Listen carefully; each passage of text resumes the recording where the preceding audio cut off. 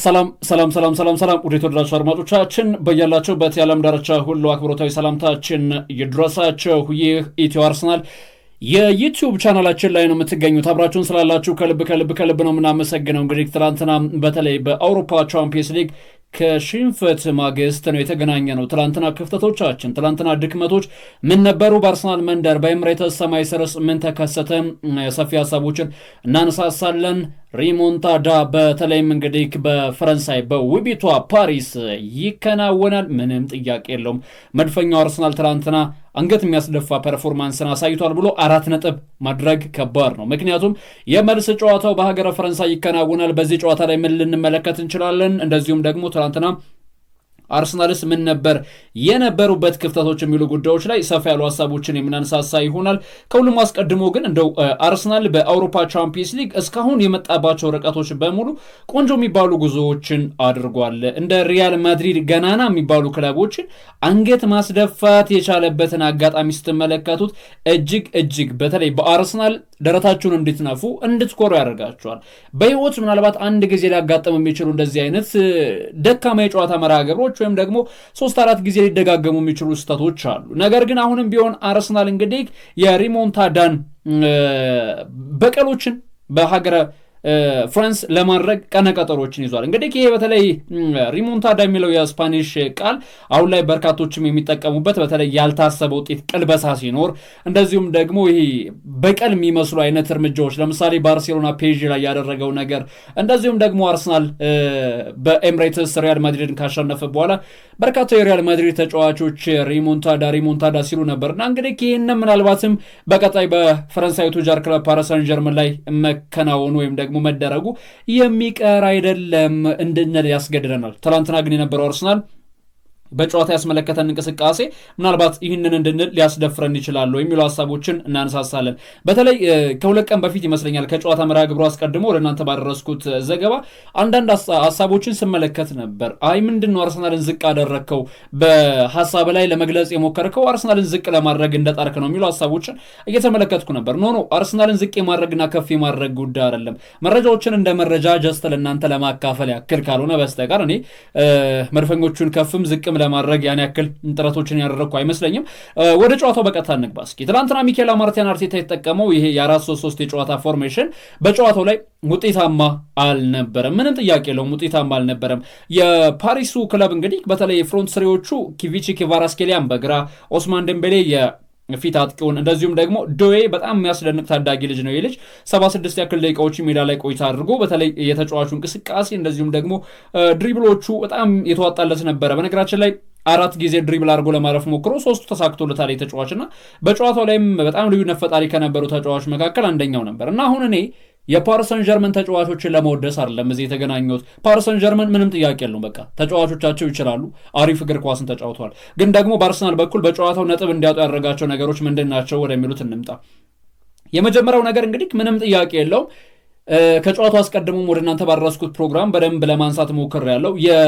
ተከላካይ አማካኙ ቶማስ ፓርቴ ያለመኖር አርሰናል በአንድ እግር እንዲጫወት ያደርገዋል። ዴክላን ራይስ እንደወትሮ የቦክስ ቱ ቦክስ ሚናዎችን በደንብ እንዲወጣ እድል አልፈጠረለትም። ትናንትና እኮ በጨዋታው ከተመለከታችሁ ዴክላን ራይስ ትልቅ የጎል እድል አንድ ነው መፍጠር የቻለው፣ ትልቅ የጎል እድል። ከዛ እንደገና ደግሞ ኢላማውን የጠበቀ አንድ ሙከራ እንኳን ማድረግ አልቻለም። በአጠቃላይ የሞከረው ኳስ አንድ ነው፣ ኢላማውን የጠበቀ ሙከራ ግን መሞከር አልቻለም። ይሄ ደግሞ የሚያሳየን ዴክላን ራይስ ወደኋላ ተስቦ የተከላካይ አማካኝ ሚና ላይ እንግዲህ አዘውትሮ እንዲቆይ እንደተደረገ ማሳያ ነው። 55 የኳስ ንክኪዎች ነበሩት። እንደዚሁም ደግሞ ይሄ ኳሶችን ኢንተርሴፕት በማድረግ ጥሩ የሚባሉ ቁጥሮች አሉት። ነገር ግን ወደ ፋይናል ሰርድ እንደወትሮ በሙሉ በማጥቃት እንቅስቃሴ ታጀበ አልነበረም። ለዚህ ማሳያው የዲስትሮየር ስራነትን ወደኋላ መለስ ብሎ የደርቲ ወርኮችን በአንድ ለአንድ ግንኙነት ቆራጭ የምንለው አይነት የተከላካይ አማካኝ ተጫዋች በአርሰናል ቤት አልነበረም። ሚካኤል ሜሪኖም ሆነ ማርቲን ኦዴጋርድ እዚህ ቦታ ላይ እንግዲህ ከዴክላን ራይስ ጋር መጣመር የሚችሉ ናቸው ወይ? መጣመር ይችላሉ። ነገር ግን ቶማስ ፓርቴን መተካት አይችሉም። ምንም ጥያቄ 4 ነጥብ አድርገን ልናልፍ የሚገባ ጉዳይ ነው። ቶማስ ፓርቴ ለምን በአርሰናል ቤት መቆየት መቻል አለበት? የበርካታ የአርሰናል ደጋፊዎች ጥያቄስ ስለምን ሆነ ለሚለው ጉዳይ ዋነኛ ምላሽ የሚሆነው እንግዲህ የትናንትናውን ጨዋታ የተመለከተ ሰው ነው። ከዛ ውጪ በአርሰናል ቤት በኩል ምናልባት ሜለስ ስኬሊ ወደ መሃል እየሰበረ እየገባ በጨዋታ እንቅስቃሴዎች ያደረጋቸው የነበሩት ሂደቶች የአማካይ መስመሩን ለመጠገን የተደረጉ እንቅስቃሴዎች ናቸው። በእርግጥ የአርሰናሉ እንግዲህ የአጥቂ አማካኝ ማርቲን ኦዴጋርድ የእሱ እንቅስቃሴ ተከርኖ ይብሰል የሚባልለት አይነት ነገር ነው። በእርግጥ ኦዴጋርድ ዝቅ ማለት ከጀመረ ሰንበትበት ብሏል። ለምሳሌ ትናንትና በነበረው የጨዋታ መርሃ ግብር አንድም ሙከራ አልሞከረም። አንድም ኢላማውን የጠበቀ ሙከራ መሞከር አልቻለም። ያንን እንተውና እንደዚሁም ደግሞ ስኬታማ የሚባሉ የኳስ ማቀበል እንቅስቃሴዎች አንድም ረዥም የግብ ዕድል ወይም ደግሞ ረዥም ኳስ ለማቀበል አልሞከረም። ምንም አይነት ቢግ ቻንስ ክሬት ማድረግ አልቻለም። ኪፓስ ራሱ ያለው እኮ አንድ ነው። ውድ አድማጮች በጣም የተዳከመ እንቅስቃሴ 26 ኳሶችን ነክቷል። በጨዋታው ላይ በጣም የተዳከመ ነበር። 89 ደቂቃዎችን ሜዳ ላይ አሳልፏል ማርቲን ኦዴጋርድ። አርሰናል ትናንትና ያለ ማርቲን ኦዴጋርድ ነው የተጫወተው። ኦዴጋርድ ሜዳ ላይ የነበረው አካሉ እንጂ መንፈሱ ሜዳ ውስጥ አልነበረ። ምንም ጥያቄ የለውም። ልክ ካልሆነ ልክ አይደለም ነው አይደለ? አንዳንዴ ጽንፍ ረግጠን የምናልፋቸው ጉዳዮች አይደሉም። ለምሳሌ በትናንትናው ጨዋታ ምርጥ የነበሩ ልጆች አሉ። በአርሰናል ቤት በኩል ምርጥ የነበሩ እንቅስቃሴ ሲያሳዩ የነበሩት ለምሳሌ ዴክላን ራይስ ትናንትና ኮከብ ነበር። ምንም ጥያቄ የለውም። ዊሊያን ሳሊባ ከአንድም 2 ጎል ሊሆኑ የሚችሉ ኳሶችን ሲያጸዳ ተመልክቼዋለሁ። እነዚህ ነገሮችን ለተመለከተ ሰው ትላንትና የአርሰናል እግር ኳስ ክለብ እንግዲህ በጨዋታው ላይ ውጤት እንኳን ለመቀየር ቀይሮ የሚያስገባቸው ተጫዋቾች እስከ ማጣት የደረሰበት ስስ ስኳድ ቤንጃሚን ዋይት 83 ኢታን ኖይነሪ 90 ላይ ተቀይረው ወደ ሜዳ እስኪገቡ ድረስ ራሂም ስተርሊንግ፣ ኬረን ቲየርኒ፣ ዚንቼንኮ ምንም መፍጠር የማይችሉ ልጆች ናቸው። በተጠባባቂ ወንበር ላይ ራሱ ያሉት ልጆች። ነገር ግን ቀጣይ የመልሱ ጨዋታ ሪሞንታዳ እንዲባል የሚያደርገው በአማካይ መስመሩ ላይ የቶማስ ፓርቲ መኖር፣ ሪካርዶ ካላፊዮሪ ወደ ሜዳ ይመለሳል። ስለዚህ አርሰናል ሪያል ማድሪድን ከሜዳ ውጭ ተጉዞ ያሸነፈ ቲም ነው። በእርግጥ ማድሪድ አንዳንዴ ደክሟል፣ የወደቀ ዛፍ ምሳር ይበዛበታል እንደሚባለው ብለን ልናልፍ እንችላለን። ነገር ግን አርሰናል የሚያሳየው ፐርፎርማንስ በአውሮፓ ቻምፒየንስ ሊግ የተዋጣለት ቡድን እንደሆነ ማሳያ ነው። ፓሪሰን ጀርመንን ፓሪስ ድረስ ሄዶ ማሸነፍ ይችላል። በእርግጠኛነት መናገር የሚቻለው ማሸነፍ ይችላል። አሁን ያሸንፋል አያሸንፍም 4 ነጥብ እያደረግኩ አይደለም። ማሸነፍ ግን የሚችል ቡድን ነው። ተስፋ የሚቆረጥበት አይነት ውጤት አይደለም። 1-0 ነው። በርካቶች እኮ ተዘባብተውበታል አርሰናልን። በሪያል ማድሪድ ከዚህ ውድድር ውጪ ይሆናል፣ በአውሮፓ ቻምፒየንስ ሊግ እዚህ ገባ የሚባል ርቀት ይጓዛል ብሎ የጠበቀው አልነበረም። የሪያል ማድሪድ የጨዋታ እንቅስቃሴን ማለት ነው። እንደዚሁም ከዛም ቀደም ብሎ በነበሩ የጨዋታ እንቅስቃሴዎች አርሰናል የቻምፒየንስ ሊግ አይነጥል ያለበት ቡድን ነው እያሉ ብዙዎች ይሳለቁ ነበር። ነገር ግን የሚሳለቁ ሰዎች የሚደግፉት ክለብ ወይም የሚያደንቁት ተጫዋች የት ነው ያለው? አርሰናል የት ነው ያለው? ረዥም ርቀቶች አሉ በመካከላቸው። ከዚህ አንጻር የአርሰናል እግር ኳስ ክለብ ቡድናዊ መዋቅር እያደረጋቸው የሚገኙት የጨዋታ እንቅስቃሴዎቹ አንገት የሚያስደፉ አይደሉም። ነገር ግን ትላንትና በተለይ የመጀመሪያ 45 አካባቢ ላይ የነበሩት የመጀመሪያዎቹ 20ና 30 ደቂቃ የፓሪሰን ጀርመን እግር ኳስ ክለብ ገኖ እንዲወጣ የአርሰናል ተጫዋቾች የአንበሳውን ድርሻ ተወጥተዋል። ታዲያ ትላንትና የጨዋታ እንቅስቃሴ እንግዲህ ካጠናቀቀ በኋላ ፕሮፌሰር አርሰን ቬንገር አስተያየታቸውን ሰጥተው ነበር። አርሰናል ፒኤስጂን የማሸነፍ አቅም እንዳለው በደንብ አምናለሁ። አርሰናል ፒኤስጂን ጥሎ ወደ ፍጻሜ መቀላቀል ይችላል። በአርሰናል እንግዲህ ትልቅ እምነት አለኝ። ከአርሰናል ይህንን ማድረግ እንደሚችል አቅምም ብቃትም እንዳላቸው አምናለሁ። ፓሪስ ሰን ጀርመን ወደ ፍጻሜው ይጓዛል የሚል እምነት የለኝም። አርሰናል ይጓዛል ይላሉ ፕሮፌሰሩ። ነገር ግን አሁንም አሉ ወደ ግማሽ ፍጻሜው ከሄድክ ፓሪስ ሰን ጀርመን እጅግ በጣም ጥሩ ቡድን ነው። የምሽቱ ጨዋታ ላይ እጅግ በጣም ጥሩ ከሚባሉ ክለቦች መካከል ከሚያሳያቸው እንቅስቃሴዎች አንደኛው ነው። የመልሱ ጨዋታ ዓለም በጉጉት የሚጠብቀው ጨዋታ እንዲሆን አድርጓል። ቡድናዊ መዋቅሩ ፓሪስ ላይ ትልቅ ጦርነት ይኖራል።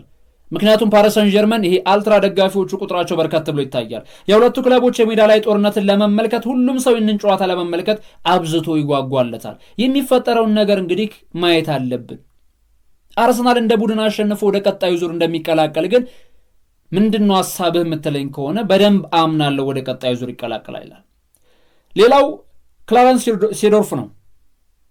ሴዶርፍ እንግዲህ ምን ይላል? ይሄ ውጤት አለ አርሰናል ያስመዘገበው የምሽቱ ጨዋታ ምናልባት ተጫዋቾቹ አንገታቸውን ደፍተው ክፍላቸውን ዘግተው የሚያነቡበት አይደለም፣ ነፃ ሆነው የፓሪሱን ጨዋታ እንዲጫወቱ የሚያደርግ እንጂ በሜዳቸው ተሸንፈዋል። ከሜዳቸው ውጭ በሚደረገው ጨዋታ ቀለል ያለ እግር ኳስን ተጫውተው ፓሪስ ሰን ጀርመንን ማንበርከክ እንደሚችሉ ማመን መቻል አለባቸው የሚል ሐሳብን ይሰጣል። ቀበል ያደረግና የቀድሞው የማንቸስተር ዩናይትድ እና የእንግሊዝ ብሔራዊ ቡድን ኮከብ ዋይን ማርክ ሮኒ አስተያየቱን ይሰጣል። አርሰናል በጨዋታው ላይ እንዴት እንደተጫወቱ ስመለከት ተበሳጭቻለሁ፣ በደጋፊዎቹም ቅር ተሰኝቻለሁኝ። ምክንያቱም የአርሰናል እግር ኳስ ክለብ ጨዋታ እንደዚህ አይደለም።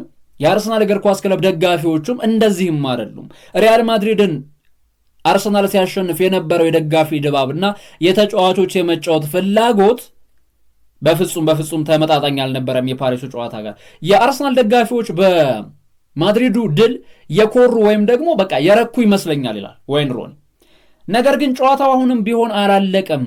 የአርሰናል ተጫዋቾች መነሳሳት መቻል አለባቸው። እርግጥ ነው በሜዳ ላይና ከሜዳ ውጭ የሚደረጉ ጨዋታዎች ላይ ሁለት አይነት ቀለሞች ሊኖሩ ይችላሉ። አርሰናሎች የሚጠበቅባቸው እንደሚያሸንፉ በማመን ወደ ፈረንሳይ መጓዝ ነው። እውነት ንገረኝ ካላችሁ አርሰናል እንዲያሸንፍ እኔ እፈልጋለሁ፣ ወደ ፍጻሜው እንዲሄዱም እመኛለሁ፣ ውድድሩ እንዲያሸንፉም ደግሞ ጭምር እኔ ማገዝ በምችለው በጸሎት ያግዛቸዋለሁ። ግን ደግሞ ወደዚህ ጨዋታ በእምነት መግባት አለባቸው። ፔዥን እንደሚያንበረክኩት ፔዥን እንደሚጥሉት ማሰብ መቻል አለባቸው። ይህንን ማድረግ የማይችሉ ከሆነ ግን የፍጻሜ ጨዋታው እየናፈቃቸው ይቀራል ይላል ሮኒ። በውድድር ዓመቱ ላይ በርካታ ያው እኛ ሀገር ላይ ነው አይደል የደርቢነት ስሜት ያለው አርሰናል ላይ ዩናይትድ እንግሊዛውያን ያው ለእንግሊዝ ክለቦች ብዙ ጊዜ ያደላሉና ዋይን ማርክ ሮኒ ምንድን ነው የሚለው? አርሰናል ለፍጻሜ ጨዋታ እንዲደርስ ይፈልጋሉ፣ ነገር ግን ደጋፊዎቹ በማድሪዱ ጨዋታ የኮሩ ወይም የረኩ ይመስለኛል። በትክክል ትላንትና የተመለከቱ ነው። ይሄንን ነው የደጋፊ ቁጥሮችን ስትመለከቱ፣ ስቴዲየም ላይ የነበሩ ድባቦች፣ ቲፎውን ስትመለከቱ ብዙ ነገሮችን ማንሳት እንችላለን። ትንሽ መቀዛቀዞች ነበሩ። ሚኬል አርቴታ ከጨዋታው መጠናቀቅ በኋላ እንግዲህ አንዳንድ ጊዜ ተጋጣሚህን እንደሚችል ማድነቅ ካለብህ ማድነቅ መቻል አለብህ። ፔዥዎች ጥሩ ነበሩ በጨዋታ እንቅስቃሴ። የመልሱ ጨዋታ ላይ ግን ስህተቶቻችንን አርመን ወደ ሜዳ መግባት መቻል አለብን። እንደዚሁም ደግሞ ራይስና ሜሪኖ ጥሩ የሚባል እንቅስቃሴን አሳይተዋል። ቶማስ ፓርቴ ሲመለስ አማራጮቻችንን በዛ ያደርግልናል የሚል ሀሳብን ሰጥቷል። በጨዋታ እንቅስቃሴ ግን ጥሩ ውጤት ይገባናል ብዬ አስባለሁ። በትክክል የፓሪሰን ጀርመኑ ግብ ጠባቂ ዳናሩማ ማለት ነው በአንፊልድ ሮድ ፓሪሰን ጀርመን ሊቨርፑልን ጥሎ ሲያልፍ ያደረገበትን ነገር በሙሉ አድርጓል። አሁንም ወደ ፓሪስ ስንጓዝ ሁለታችንም የማለፍ እድላችን 50-50 ነው። እኛ እንግዲህ በዚህ ነገር ላይ ትልቅ አሻራችንን አሳልፈን ማረፍ እንፈልጋለን የሚል አስተያየትን ሰጥቷል። እንግዲህ በመልሱ ጨዋታ ያው ቀደም ሲል እንዳልኳችሁም ሪካርዶ ካላፊዮሪ ይመለሳል፣ ቶማስ ፓርቴ ከቅጣቱ ይመለሳል። ስለዚህ ካላፊዮሪ በመከላከል ዞኑ ላይ ጠንካራ ተጫዋች ነው። ቶማስ ፓርቴ ደግሞ ሲኖር የአርሰናል ቡድን እጅግ ያማረና የደመቀ እግር ኳስን ይጫወታል። የመልሱ ጨዋታ ላይ ምናልባት ደግሞ አንዳንድ የዜና አውታሮች እንደሚያሳዩት ከሆነ በእርግጥ ሉዊስ ኤንሪኬ ማረጋግጦታል ከጨዋታው መጠናቀቅ በኋላ የደምቤሌ ጉዳይ ትናንትና 4ኛው ደቂቃ ላይ ጎሏን ያስቆጠረው ኡስማን ደምቤሌ ጉዳት አስተናግዷል። ነገር ግን ምርመራ ይደረግለታል። መጥፎ ጉዳት ግን አይመስለኝም ይላሉ ሉዊስ ኤንሪኬ። ለመልሱ ጨዋታ ዝግጁ መሆንና ለመሆኑን እናያለን የሚል ሀሳብን ይሰጣሉ። ነገር ግን የጡንቻ ጉዳት ከሆነ ያስተናገደው ተጫዋቹ ወደ ሜዳ ለመመለስ አስቸጋሪ ያደርግበታል የተጫዋቹን እንቅስቃሴ። አሁን አርሰናል እድሉን በራሱ ለመወሰን እንጂ ኦስማን ደምበሌ ተጎዳ፣ ኪቫራስኬሊያን ተጎዳ ወይም ሌላ ተጫዋች ተጎዳ የሚሉ ጉዳዮችን ሀሳብ ውስጥም ጭራሽ መግባት ያለባቸው ናቸው ብዬ አላስብም። ፓሪሰን ጀርመንን ጥሎ ማለፍ ይቻላል፣ በደንብ ይቻላል። አስቶን ቪላ በቪላ ፓርክ በነበረው ጨዋታ እንቅስቃሴ በደንብ ያንን ነገር አሳይቶናል። የፔዥ ድክመትን በደንብ ተመልክተነዋል። ነገር ግን እነዚህ ድክመቶችን ብቻ እያሰቡ ጨዋታዎችን ማድረግ ሳይሆን የራስን ክለብ ማጠናከርም ወሳኝነቱ የጎላ ነው። በክረምት የዝውውር መስኮት አጥቂ እስኪያስፈርም ድረስ አርሰናል ባሉት ተጫዋቾች ያፈራረቀ መጠቀም ምንም ሌላ የሚንሸራሸሩ ሀሳቦችም ያን ያክል ቅቡልነት ያላቸው ናቸው ብዬ አላስብም።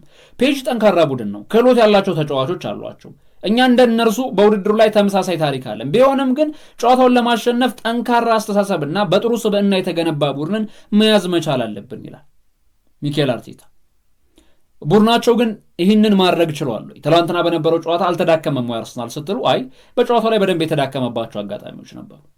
እነዚህን ክፍተቶች በእርግጠኛነት አርሰናል መቅረፍ የሚችል ከሆነ ሪሞንታዳ በሀገረ ፓሪስ ይህንን ጉዳይ ማንመለከትበት ምንም አይነት ምክንያት አይኖርም። መድፈኞቹ አርሰናል የፓሪሰን ጀርመኑ ሽንፈት ረስተው በቀጣይ ራሳቸውን በደንብ አጎልብተው ወደ ጨዋታ እንቅስቃሴ ይገባሉ ተብሎ ይጠበቃል። ለማንኛውም እንግዲህ የትናንትናውን ጨዋታ በተመለከተ እነዚህን ጉዳዮች ካነሳሳን ወደ ሌሎች መድፈኞቹን የተመለከቱ ጉዳዮች እናምራ። ኑኖ ታቫሬስ በዚህ ሰዓት ላይ እንግዲህ ታቫሬስ በላዚዮ ቤት ይገኛልና አስደናቂ የሚባል ዓመትን እያሳለፈ ነው የሚገኘው። ላዚዮ ከአርሰናል ጋር እንግዲህ ንግግሮችን ለማድረግ በሳምንቱ ቀናት መጨረሻ አካባቢ ወደ ኢንግላንድ እንግዲህ ተወካዮቻቸው እንደሚልኩ እየተነገረ ነው። እንደ መረጃ ምንጮቻችን ከሆነ እንግዲህ በተለይ ተጫዋቹን ለማስፈረም 5 ሚሊዮን ዩሮ አካባቢ ለአርሰናልም ይከፍላሉ። የላዚዮ እቅድ እንግዲህ ተጫዋቹን መልሶ በተለይ ወደ ቡድን ስብስባቸው በቋሚነት የመቀላቀል እንጂ የውሰቱን ሲያጠናቅቅ ወደ አርሰናል እንዲመለስ አይደለም። ነገር ግን አርሰናል ደግሞ ተጫዋቹን ወደፊት ላዚዮ የሚሸጠው ከሆነ ወደ 40% አካባቢ ተጫዋቹን ከሚሸጥበት ገንዘብ ማግኘት ይፈልጋሉ የሚሉ ሀሳቦችም በርከት ብለው ይሰሙ ይገኛሉ። ለማንኛውም በሰሞኑ ቀን እንግዲህ ከሁለቱ አካላቶች ውይይቶችም እንደዚሁ በሰፊው እየተጠበቃሉ። ሌላው በማጥቃት ዞኑ ላይ እንግዲህ በማንቸስተር ዩናይትድ እና በአርሰናል መካከል ፍጥጫዎች እንደተፈጠሩ እየተዘገበ ነው የሚገኘው። ይህንም እንግዲህ ጎል ጭራቁ ወይም ደግሞ ጎል ላይ አይምሬ በሆነው አጥቂ ቪክተር ዮኬሬሽ አማካኝነት ነው። እንግዲህ በሰሞኑ ቀን በአንድ ጨዋታ 4 ጎሎችን አስቆጥሮ እንደነበር ይታወቃል። እናም ሚኬል አርቴታ ይህን ተጫዋች እንግዲህ በዋነኛነት የክለባቸው ቁልፍ ተጫዋች አድርገው ይመለከቱታል እና በእርግጥ ተጫዋቹ ወደ ቡድን ስብስባቸው መቀላቀሉ የሚቀር ጉዳይ ነው ወይ ካላችሁኝ፣ የሚቀር ጉዳይ አይመስለኝም።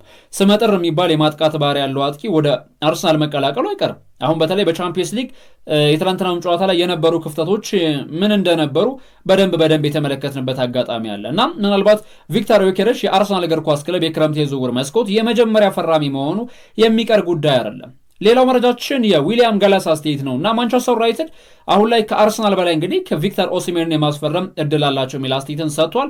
ምክንያቱም አርሰናል እንግዲህ ከአሁን ላይ ተጫዋቹን ለማስፈረም በሚደረጉ እንቅስቃሴዎች ላይ ረዥም ርቀቶችን እየተጓዘ አይደለም የሚገኘው። ነገር ግን አርሰናል ተጫዋቹን ማስፈረም ቢፈልግ ኖሮ ከዩናይትድ በላይ ደግሞ እድል ሊኖረው የሚችለው አስቀድሞ የቻምፒየንስ ሊግ ቦታን መያዙን አረጋግጦ ነበር። ነገር ግን ለምን ኦሲሜንን እንዳልፈለጉት አይገባኝም እና ቪክተር ኦሲሜን በማጥቃት እንቅስቃሴ እጅግ በጣም የተዋጣለት ተጫዋች ነው የሚል አስተያየቱንም እንደዚሁ የሰጠበትም ጉዳይ አለ። በእርግጥ አርሰናል እንግዲህ በማጥቃት እንቅስቃሴ ላይ በጣም በርካታ ስሞችን ከክለቡ ጋር እየተገናኙ ነው የሚገኘው። በእርግጥ አሁን የአርሰናል ሰዎች የመጀመሪያ ትኩረታቸው አድርገው እየሰሩ የሚገኙት የቪክተር ዮኬሬሽን ጉዳይ ነው። ዮኬሬሽ ወደ አርሰናል የሚያመራ ከሆነ በማጥቃት ዞኑ ላይ ሌሎች ተጫዋቾችን ማስፈረም ያን ያክል አስፈላጊ ነው ተብሎ አይታሰብም። ክሪስቶፈር ንኩንኩ ሌላው ከአርሰናል ጋር ስሙ እየተገናኘ የሚገኝ ተጫዋች ነው። እንግዲህ ባለፈው ክረምት ነበረ የ27 ዓመቱ ተጫዋች ከአርቢ ላይፕዚግ ወደ ቸልሲ ያመራው 52 ሚሊዮን ፓውንድ አካባቢ ተከፍሎበት ነበረ 2023 ላይ እንግዲህ ተጫዋቹ ወደ ቸልሲ ያመራውና በቸልሲ ቤት በቂ የመጫወቻ ደቂቃዎችንም